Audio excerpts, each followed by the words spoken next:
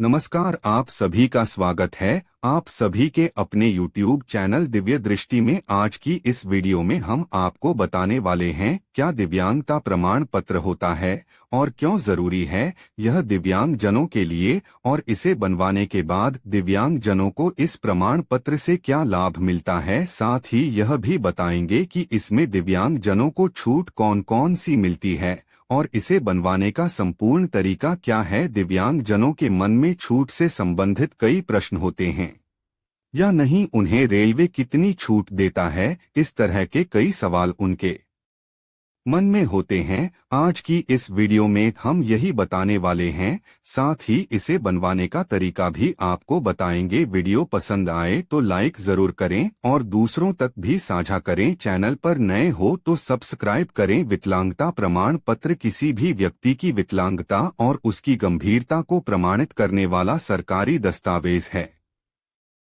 भारत में यह प्रमाण पत्र उमूमन सरकारी अस्पतालों में गठित चिकित्सीय समिति द्वारा जारी किया जाता है। विकलांगजन के लिए यह एक जरूरी दस्तावेज है क्योंकि उन्हें मिलने वाली हर सरकारी सुविधा और लाभ इसी प्रमाण पत्र के आधार पर मिलते हैं। आपको मालूम होगा कि केंद्र सरकार और राज्य सरकार दोनों ही विकलांग व्यक्तियों के लिए अनेक सुविधाओं का प्रबंध करते हैं।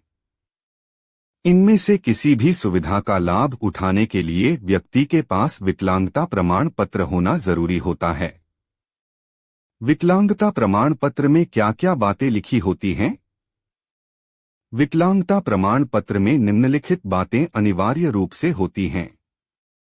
1. विकलांगता का प्रकार। विकलांग व्यक्तियों के अधिकार अधिनियम 2016 में कुल 21 प्रकार की विकलांगताएं दी गई हैं। विकलांगता प्रमाण पत्र में यह लिखा होता है कि उक्त व्यक्ति उन 21 प्रकार की विकलांगताओं में से किस विकलांगता से पीड़ित है। RPW.D अधिनियम 2016 में उल्लेखित 21 प्रकार की विकलांगताएं निम्नलिखित हैं। दृष्टिहीनता ब्लाइंडनेस, निम्नदृष्टि बटा अल्प दृष्टि लो विजन, कुष्ठ रोग से मुक्त व्यक्ति लेप्रोसी क्योर्ड पर्सन्स, श्रवण विकार दोष hearing impairment deaf and hard of hearing, चलन संबंधी विकलांगता लोकोमोटर डिसेबिलिटी बौनापन, वोर्फिज्म बौद्धिक विकलांगता, इंटेलेक्चुअल डिसेबिलिटी मानसिक बीमारी mental illness, autism spectrum disorder autism spectrum disorder, cerebral palsy cerebral palsy, muscular dystrophy muscular dystrophy, पुरानी तंत्रिका संबंधी स्थितियां, chronic neurological conditions, specific learning disability, specific learning disabilities, multiple sclerosis, वाक एवं भाषा विकलांगता, speech and language disability, thalassaemia, haemophilia, sickle cell रोग, sickle cell disease, बहुविकलांगता, multiple disabilities including deaf blindness, तेजाब हमले से प्रभावित व्यक्ति, acid attack victims, Parkinson's disease. 2. विकलांगता की गंभीरता। विकलांगता प्रमाण पत्र में विकलांगता के प्रकार के अलावा उसकी गंभीरता का भी उल्लेख होता है। गंभीरता को प्रतिशत में दर्शाया जाता है। इस प्रतिशत का बहुत महत्व होता है क्योंकि सरकार की बहुत सी सुविधाएं विकलांगता की गंभीरता या प्रतिशत पर ही निर्भर करती है। कम प्रतिशत वाले विकलांगजन को अपेक्षाकृत कम लाभ मिलते हैं।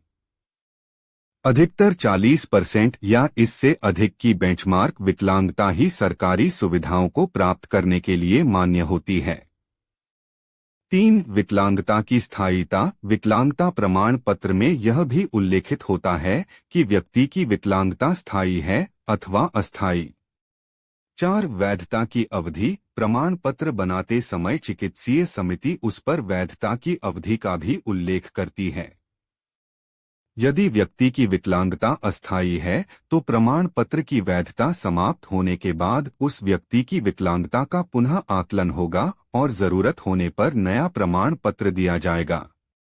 यदि विकलांगता स्थायी है तो स्थायी प्रमाण पत्र दिया जा सकता है जो आजीवन वैध होता है। विकलांगता प्रमाण पत्र कैसे बनता है? यदि आपको किसी प्रकार की विकलांगता है और आप अपने लिए प्रमाण पत्र बनवाना चाहते हैं तो आपको अपने जिला अस्पताल, सदर अस्पताल में मुख्य चिकित्सा एवं स्वास्थ्य अधिकारी CMO से संपर्क करना चाहिए। आवेदन करने के पश्चात विकलांगता के आकलन हेतु आपको एक मेडिकल बोर्ड के सामने उपस्थित होना होगा। इस बोर्ड में एक या एक से अधिक डॉक्टर बटा अधिकारी हो सकते हैं। यह मेडिकल बोर्ड आपकी जांच करेगा। इस जांच के जरिए बोर्ड आपकी विकलांगता के प्रकार, उसकी गंभीरता व स्थायिता का पता लगाएगा। इसी जानकारी